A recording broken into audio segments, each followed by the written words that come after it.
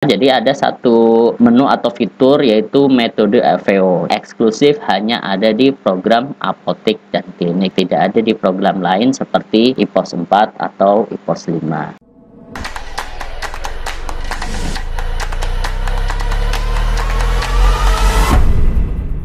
Assalamualaikum warahmatullahi wabarakatuh. Perkenalkan, saya Aziz dari Trigonal Software. Pada kesempatan kali ini, saya akan menjelaskan dan mendemokan secara singkat cara kerja program apotik dan klinik. Untuk itu, simak video berikut. Oke, jadi program apotik dan klinik ini adalah program berbasis desktop. Jadi datanya tersimpan di komputer yang kita pilih sebagai server jika kita menggunakan lebih dari satu komputer. Program apotik bisa diakses dari beberapa komputer sekaligus dalam satu jaringan atau satu lokasi. Jadi, bisa dibedakan antara komputer kasir dan komputer admin misalnya jika ada. Lalu untuk program apotik, sistem aktivasinya itu sama dengan IPOS 4, yaitu satu lisensi bisa digunakan untuk 3 kali aktivasi, baik divisi yang sama atau berbeda, dan lisensi itu akan hangus jika komputernya rusak, install ulang Windows, ataupun ganti hardware. Nah, untuk program apotik tampilannya seperti ini. Jadi untuk keamanan data, aksesnya itu dibatasi dengan login. Jadi untuk bisa akses program itu dibutuhkan user sama password yang nantinya bisa kita sesuaikan. User dan password ini berfungsi untuk untuk identifikasi transaksi. Jadi nantinya kita bisa mengetahui transaksi yang di-input itu siapa yang input, siapa yang edit, atau siapa yang hapus. Kedua, untuk pembatasan akses. Jadi kita bisa bedakan akses antara admin dan kasir dan lain-lain misalnya jika ada. Menu dan akses yang diberikan bisa disesuaikan dengan jobdesk masing-masing karyawan. Nah, kita coba login.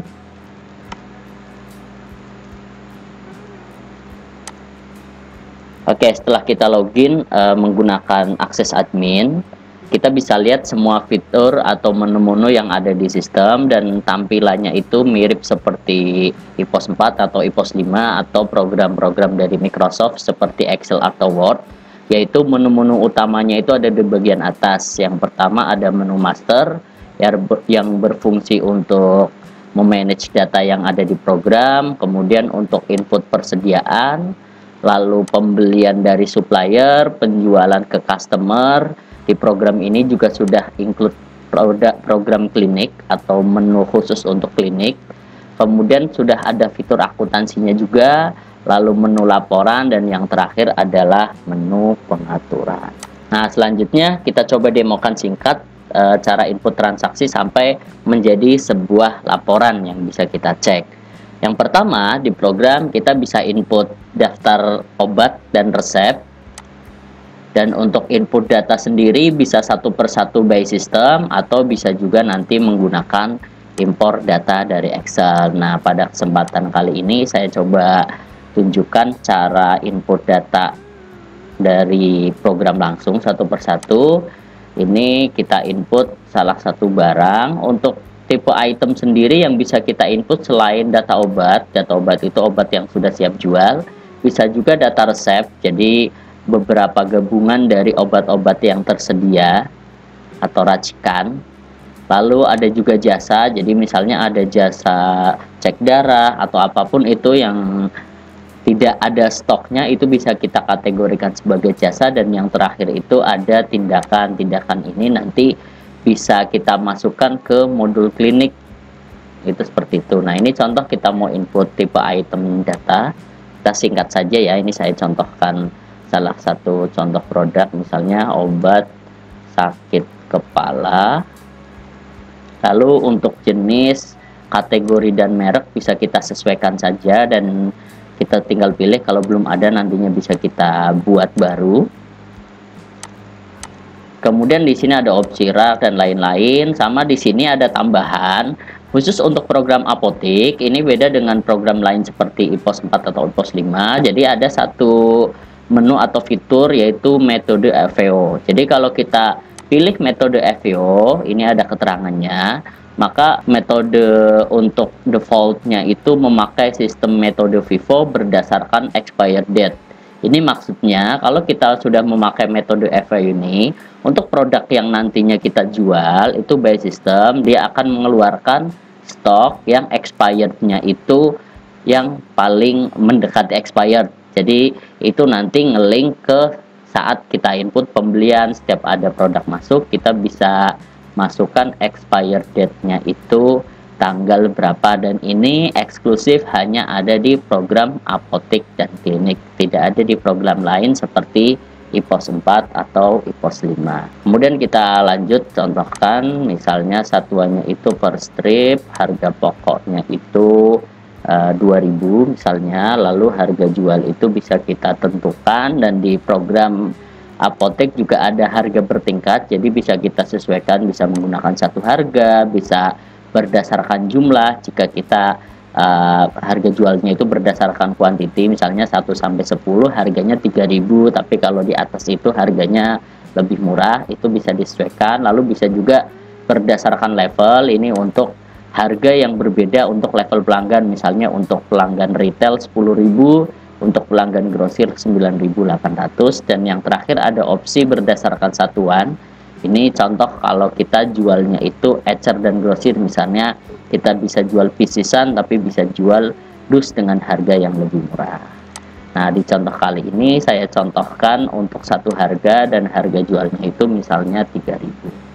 Kemudian kalau sudah kita bisa, setelah itu selesai, maka nanti otomatis item yang barusan kita daftarkan di sini sudah muncul nama produknya beserta harga. Namun untuk stok sendiri dia belum termasuk ya, karena tadi yang kita inputkan itu hanya data produk. Dan untuk stok sendiri, setiap nantinya ada produk masuk baru itu bisa kita input melalui menu pembelian. Nah, tambahan, jadi untuk program apotek ini sudah disediakan alur atau flowchart. Setiap kita klik misalnya master, nanti di sini ada flowchartnya, jadi kita sudah diarahkan menu-menu apa saja yang harus kita dahulukan sebelum input menu-menu yang lain. Nah, kita lanjut. Untuk menambah stok baru itu nantinya bisa kita input dari menu pembelian, lalu kita input di daftar pembelian. Kalau nanti ada PO ke supplier juga bisa kita input di program. Nah, ini kita contohkan langsung input di pembelian, lalu kita tambah, kemudian kita isi produknya. Misalnya kita contohkan untuk item yang tadi kita buat, kemudian pembeliannya misalnya ada 100 strip. Kemudian di sini seperti yang tadi sudah diinfokan, program ini sudah support expired. Jadi setiap kita input produk masuk atau nanti produk keluar, kita bisa pilih expirednya. Misalnya untuk produk ini expirednya 1 tahun lagi atau 2024, dan di sini juga bisa input kode produksi jika memang ada. Misalnya kita isi seperti ini, lalu kalau ada produk lain bisa ditambahkan di bawahnya. Kalau sudah kita bisa isi nama supplier, kita tinggal pilih jika memang sudah ada, tapi kalau belum ada kita tinggal buat baru, misalnya Kimia Farma. Untuk data lain bisa kita sesuaikan lalu kita simpan. Setelah disimpan, nama supplier tersebut sudah bisa dipilih, dan nanti yang terakhir sebelum kita simpan, pembayarannya bisa kita sesuaikan, bisa tunai. Kalau kita pilih tunai, nanti otomatis kas yang kita pilih atau bank itu akan berkurang. Jika kita biarkan di kredit, otomatis jadi hutang ke supplier. Lalu kita simpan. Maka setelah kita simpan, otomatis harusnya saat kita cek di sistem sekarang stoknya sudah ada 100 strip. Itu untuk input pembelian. Nah, nantinya kita tinggal lanjut ke bagian penjualan saat ada customer datang dan membeli produk. Itu nanti kita bisa input, dan untuk inputnya sendiri kita bisa input di 2 menu. Kita bisa pilih salah satu, bisa di daftar penjualan ataupun kasir. Ini fungsinya nanti sama, cuma bedanya itu hasil cetaknya. Kalau kita hasil cetaknya mau berupa invoice atau faktur, itu bisa kita input di daftar penjualan. Ini nanti menggunakan printer besar, baik itu yang 1 rangkap atau yang 2 rangkap seperti dot matrix, atau bisa juga kita input di kasir. Kalau kita input di kasir, outputnya itu berupa struk yang seperti di minimarket. Nah, hal ini kita contohkan di menu kasir. Nanti untuk input penjualan itu sama cara kerjanya. kita input. Jadi ini adalah menu kasir di program Apotik. Kita bisa isi data pelanggan jika memang itu ada namanya, tapi kalau tidak ada kita biarkan saja di umum. Lalu kita tinggal isi produk apa yang akan kita jual ke customer tersebut. Nah, untuk memanggil sebuah produk itu ada 3 metode yang bisa kita lakukan. Yang pertama bisa memanggil kode jika kita hafal, bisa juga memanggil nama, dan yang terakhir jika kita pakai barcode scanner itu juga bisa langsung otomatis terupdate atau terkoneksi dengan catatan barcode yang ada di produk itu sama dengan yang kita input di daftar item. Nah, ini contoh kita memanggil nama produknya menggunakan nama seperti ini. Kita pilih jumlahnya, ini bisa kita sesuaikan. Contohnya ada 10 strip. Nanti yang terakhir ini bisa kita lakukan pembayaran, dan pembayarannya ada beberapa pilihan. Selain ada tunai yang bisa kita isi misalnya 50.000, di sini kembaliannya 20.000, bisa juga pembayaran kredit. Kredit ini jika customer itu bayarnya itu tempo, nanti bisa kita isi di sini dan bisa kita tentukan juga jatuh temponya kapan. Bisa juga menggunakan kartu seperti debit, kredit, atau misalnya e-money semacam GoPay dan OVO. Ini bisa kita masukkan ke sistem. Atau bisa juga split. Jadi misalnya tunainya sebagian, lalu sebagian lagi pakai kartu debit, itu juga memungkinkan seperti itu. Nanti kalau sudah, di sini ada opsi simpan dan cetak. Dan jika sudah kita koneksikan ke printer kasir, otomatis printernya akan mencetak. Dan jika kita koneksikan ke laci kasir, otomatis lacinya akan terbuka. Karena ini hanya contoh, kita klik simpan saja. Nah, maka otomatis dari segi sistem stoknya akan berkurang seperti ini. Dan stok ini kita bisa juga cek mutasinya dari menu kartu stok. Jadi kita bisa cek awalnya berapa, masuk dari siapa tanggal berapa, lalu keluar untuk customer siapa dan tanggal berapa. Jadi nantinya kita bisa tahu mutasi dari salah satu item dengan detail seperti ini. Nah, selanjutnya selain untuk fitur basic seperti stok, pembelian yang nambah stok, dan otomatis penjualannya juga mengurangi stok, di program ini juga sudah disediakan fitur khusus untuk klinik. Jadi fitur klinik ini bisa digunakan kalau ada apotek yang menyediakan klinik juga, karena di sini fiturnya lebih lengkap. Nah, di sini saya coba jelaskan secara singkat. Nanti untuk video jelasnya atau video detailnya itu kita sudah sediakan di link YouTube kita. Nanti bisa kita masukkan di deskripsi jika teman-teman mau lihat video detailnya. Ini saya contohkan. Jadi untuk klinik itu kita bisa masuk dari alur yang pertama, ada registrasi pasien. Jadi di sini saat ada pasien datang itu bisa kita registrasi. Jika belum ada kita bisa tambahkan. Misalnya contoh Agus. Nanti untuk data-data lain bisa kita sesuaikan. Ini bisa juga kita kelompokkan, misalnya tanggal 17 Agustus 199. Kita simpan. Nah, kalau sudah kita simpan, kemudian kita simpan. Ini dokternya juga nantinya bisa kita daftarkan, misalnya Dr. Joyce. Kemudian untuk dokter sendiri, selain kita bisa input namanya, nantinya bisa kita juga isi sistem komisinya, sehingga kalau kita memakai fitur ini untuk komisi di akhir bulan atau pembagian ke dokter itu bisa dihitung langsung oleh sistem. Di sini juga kita bisa daftarkan spesialis, dan ini nanti bisa ditambahkan di menu lain. Ini contoh untuk Dr. Joyce ini adalah dokter umum, dan tarif dokternya itu juga bisa kita sesuaikan, sehingga nanti saat ada tagihan untuk beberapa customer itu, nanti untuk harganya, untuk tarif dokternya itu bisa berbeda-beda setiap dokternya. Kalau sudah kita simpan, kita pilih, lalu kita simpan. Nomornya itu akan terregistrasi nomor 1 dan seterusnya. Nah, nanti untuk nomor urut sendiri dia akan kereset setiap berganti hari atau jam 12 malam. Nah, selanjutnya tinggal masuk ke diagnosa dokter. Jadi nanti di sini kita tinggal tarik dari registrasi yang sebelumnya sudah kita input. Lalu di sini juga bisa kita masukkan keluhan-keluhannya sesuai dengan data yang sudah didapat oleh dokter. Kemudian di sini juga ada kode cek, misalnya kita mau bikin kode cek baru golongan darah seperti ini misalnya, dan kita tutup golongan darahnya misalnya A. Kemudian kalau sudah kita bisa misalnya pusing, simpan. Nanti selanjutnya kita bisa masukkan resep pesanan obatnya, apa saja obat yang dibutuhkan oleh pasien tersebut. Misalnya kita ambil dari yang sudah ada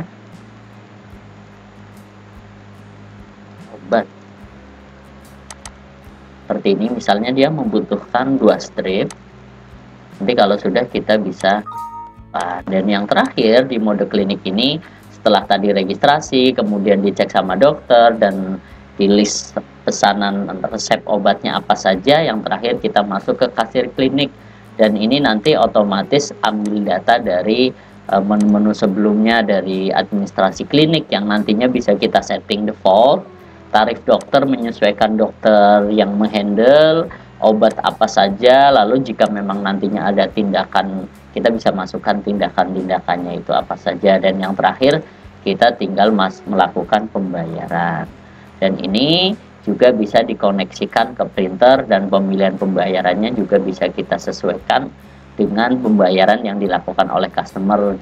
Termasuk di sini ada tambahan asuransi, misalnya nanti pembayarannya itu pakai asuransi seperti BPJS misalnya, dan ini nanti bisa kita registrasikan nama asuransinya. Jika sudah, kita bisa simpan dan cetak atau simpan saja. Itu untuk cara kerja singkat untuk modul klinik.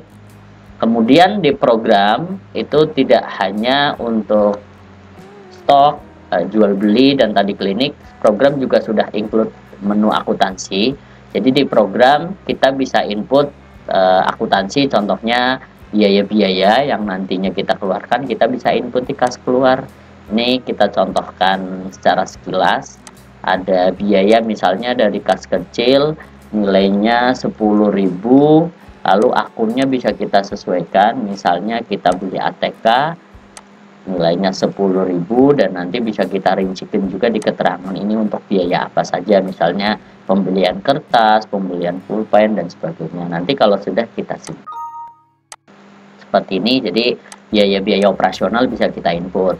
Dan nanti setelah semua transaksi kita bisa input, sudah kita input oleh karyawan atau tim kita tinggal cek laporannya. Jadi laporannya itu semua terintegrasi. Dari yang pertama laporan master, kita bisa cek stok kita ada berapa, lalu kita bisa cek pembelian, lalu kita bisa cek penjualan. Misalnya kita mau lihat laporan penjualan, dan di sini periodenya itu bisa kita sesuaikan, bisa 1 hari, seminggu, 1 bulan, atau bahkan 1 tahun. Misalnya kita mau lihat yang 1 hari, dan di sini ada rekap, ada detail. Misalnya ada detail, di sini terlihat rincian dari transaksi yang sudah terjadi di hari tersebut. Misalnya ini ada 1.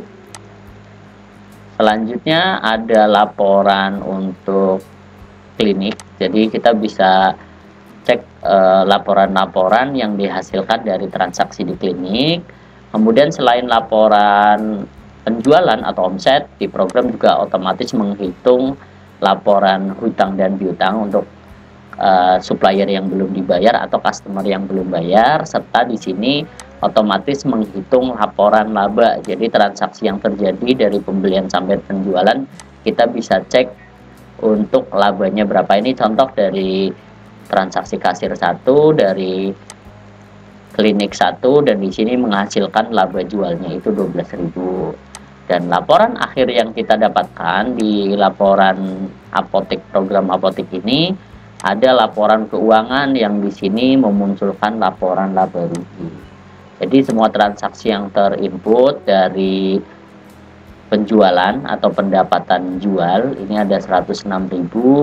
Kemudian ada harga pokok. Harga pokok ini dihasilkan saat kita input pembelian, memunculkan laba kotor 82.000. Lalu di sini ada dikurangi biaya-biaya, di sini contohnya 10.000. Jadi total akhir atau laba atau ruginya itu plus 72.000, dan ini semua laporan bisa diakses secara real time dan nggak perlu kita proses apapun, asal transaksinya sudah diinput otomatis laporannya juga akan muncul. Dan laporan ini selain nantinya bisa kita cetak di program, juga kita bisa save ke dokumen misalnya PDF atau Excel, sehingga kalau kita mau olah lagi di Excel itu bisa dan memungkinkan dari program Apotik.